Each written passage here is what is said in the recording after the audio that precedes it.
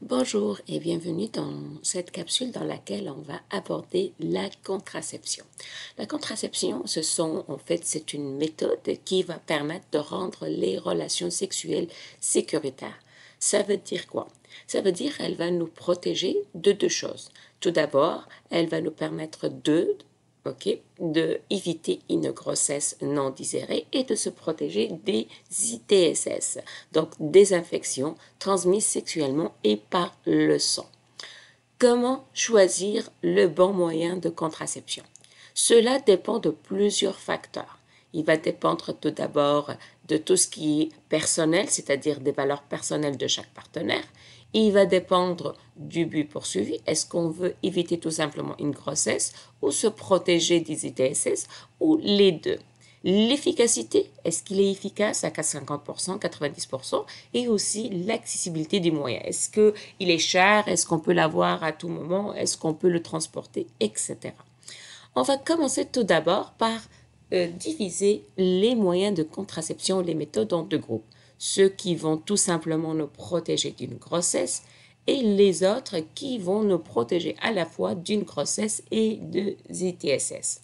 Commençons par faire un survol sur les méthodes de contraception qui vont nous permettre tout simplement d'éviter une grossesse. Donc, ils vont tout simplement nous éviter une grossesse, donc ils ne nous protègent pas contre les ITSS. Première méthode, c'est le calendrier et la température. C'est une méthode traditionnelle qui se base sur la connaissance de la durée de notre cycle menstruel et de mesurer la température. Ça veut dire quoi? Ça veut dire que, en fait, dès le premier jour de notre cycle menstruel, on va mesurer la température. Et on va remarquer que la journée de l'ovulation, vous voyez ici, le jour 14, notre température, elle va grimper un petit peu. Et elle va rester en dessus à peu près pendant, on va dire, 1 à 2 journées. Et généralement, c'est cette période que la femme va ovuler et elle va être fertile.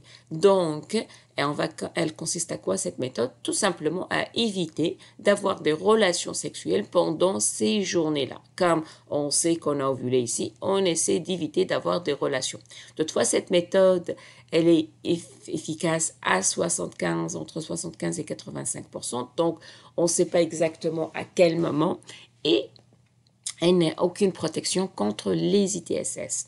Deuxième moyen de contraception, c'est un moyen qui va être utilisé. On demande de partenaires mâles d'être plus responsables de ça. C'est ce qu'on appelle le coït interrompu, c'est-à-dire en fait l'homme doit avoir une éjaculation à l'extérieur du corps humain. Ça demande beaucoup de contrôle de l'homme et généralement c'est une technique moins efficace. Donc elle a une efficacité qui est moins de 70% et moins. Et encore là, elle ne protège pas contre les ITSS. Troisième méthode, c'est une contraception thermique chez l'homme aussi. Donc, elle consiste à quoi? Rappelle-toi, c'est le scrotum qui va permettre, d'accord, de maintenir les spermatozoïdes en bonne santé en régulant la température. Donc, il suffit tout simplement de avoir un élastique et de relier les testicules au pénis, donc on va le faire monter. Et qu'est-ce qui va faire ça? Donc, les spermatozoïdes vont être à une température plus chaude, donc ils vont pas être en bonne santé, et ce qui va donner, en fait, des spermatozoïdes peut-être immobiles ou anormales. Donc, cette méthode, ça prend plusieurs semaines avant d'être efficace. Et aussi, elle ne protège pas contre les ITSS. De plus, ce qui peut être le caractérise, c'est une méthode qui va être réversible, c'est-à-dire l'homme peut retrouver sa fertilité, c'est-à-dire ses spermatozoïdes normalement, si cette méthode est utilisée moins de 4 ans. D'autres méthodes de contraception, ce sont des méthodes hormonales. Donc encore là, ils vont jouer sur les hormones sexuelles. Première méthode, on va parler, en fait, ce sont des méthodes, lorsqu'on parle de méthodes hormonales, ils vont empêcher soit la croissance de l'ovule, soit ils vont empêcher l'endomètre d'être plus épais, soit qu'ils vont tout simplement, le col de l'utérus, ils vont rendre le mucus très épais et à ce moment, encore là, les spermatozoïdes ne peuvent pas le traverser. Encore là, ce sont des méthodes qui ne protègent pas contre les ITSS. Parmi les méthodes hormonales, on retrouve la pilule de contraception, on retrouve soit l'anneau vaginal ou le timbre, et ce sont deux méthodes qui varient d'utilisation. Comme la pilule, on doit la prendre tous les jours, alors que l'anneau ou le timbre, ils ont une durée à peu près de 3 semaines après leur remplacement. Encore, il y a ce qu'on appelle une injection hormonale. C'est une piqûre qu'on va l'avoir pendant 3 mois, donc à chaque 3 mois. Et elle va nous protéger contre les grossesses non désirées. On peut aussi avoir un implant sous-cutané.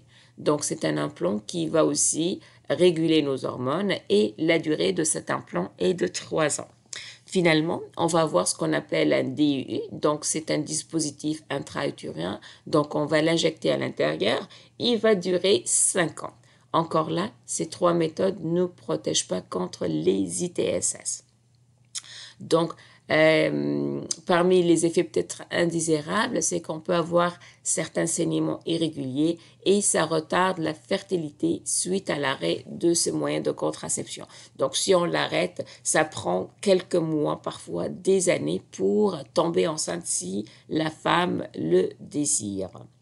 Autre moyen de contraception d'urgence. Admettons qu'il y ait une relation sexuelle non protégée et on veut éviter une grossesse non désirée. On va prendre ce qu'on appelle la pilule du lendemain et généralement elle se vend à la pharmacie et pour que ça soit efficace, on doit la prendre dans les 24 heures suivantes. Toutefois, lors de la prise de cette pilule, parfois il y a des effets secondaires non désirables. Des méthodes permanentes. Encore là, ce sont des méthodes qui vont nous protéger pour éviter une grossesse non désirable, mais qui ne vont pas nous permettre de se protéger contre les ITSS. Ça demande des interventions chirurgicales, c'est-à-dire ce sont des opérations et généralement, ils sont non réversibles. Donc, je ne peux pas retourner en arrière, mais ils présentent une efficacité de 99%. On va parler des ligatures des trempes, donc on va faire une coupure au niveau des trempes. On va faire aussi une ablation de l'utérus et aussi on peut faire ce qu'on appelle une vasectomie, c'est-à-dire une coupure au niveau des canaux différents et comme ça les spermatozoïdes ne peuvent pas sortir. Dernière méthode de contraception, donc ce sont les condoms, soit condom masculin ou condom féminin. Commençons par le condom masculin. Le condom masculin est simple à utiliser, il est très efficace, il présente une efficacité à 97%, il est peu coûteux, mais ce qui est plus important, c'est qu'il va nous protéger à la fois d'une grossesse non désirée et des ITSS. Alors que le condom féminin, c'est un condom quand même qui va nous protéger contre les ITSS et une grossesse non désirée, mais il faut l'introduire à l'intérieur du vagin avant la relation sexuelle. Et de plus, c'est une insertion qui demande assez d'habileté. Donc, c'est pas facile de l'insérer, c'est vraiment, on doit connaître la technique. Et de plus, le prix est assez coûteux par rapport à un condom masculin. Il présente quand même une efficacité qui varie entre 80 et 95%. Pourquoi 80? Parce que tout simplement, comme on n'a pas cette habilité, parfois on ne l'insère pas correctement et il se détache. Les deux protègent aussi bien contre une grossesse non désirée, mais aussi contre les ITSS. Et avec ça, on a fait un survol de quelques méthodes de contraception.